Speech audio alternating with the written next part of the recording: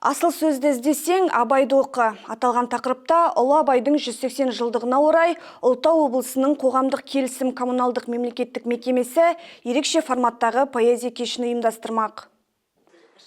Биылғы жылы жалпы республика бойынша өткізіліп жатқан мәдени іс-шаралардың дені қазақтың біртуар перзенті Дана Абайдың 180 жылдығына арналуда. 1 тамызда өтетін поэзия кеші де осы шаралардың жалғас іспеттес. Наурыз саябағындағы ақынның еңселі ескерткіші қойылған алаңда өтетін кештің өзіндік ерекшеліктері де бар. Біз Ұлы Абайды тек қана қазақ ұлтына емес, өзге де ұлттарға паш ету. Яғни әр тілде Абай атамыздың шығармаларын айту. Расымен де бұл жерде қазірде бағдарлама бойынша 20-дан аса қатысушылар өз еріктерін білдіріп отыр.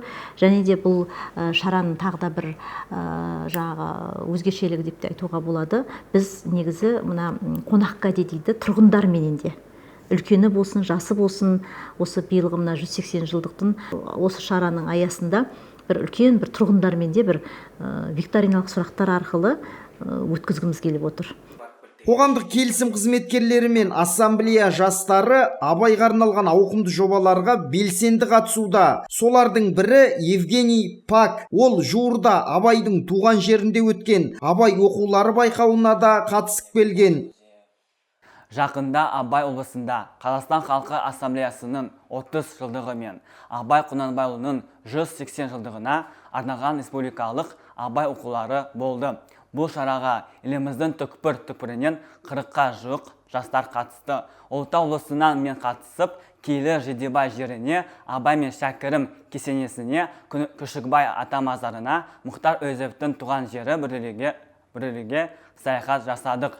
Сондай ақ біз зияткерлік кездесулерге қатысып, ұлттық рухты дәріптейтін шараларға белсене араластық.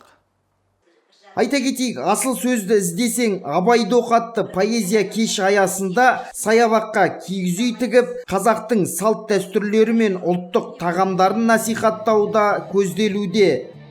Мұқағали Сейітқазы, Думан Оразов, Ұлытау телеарнасы.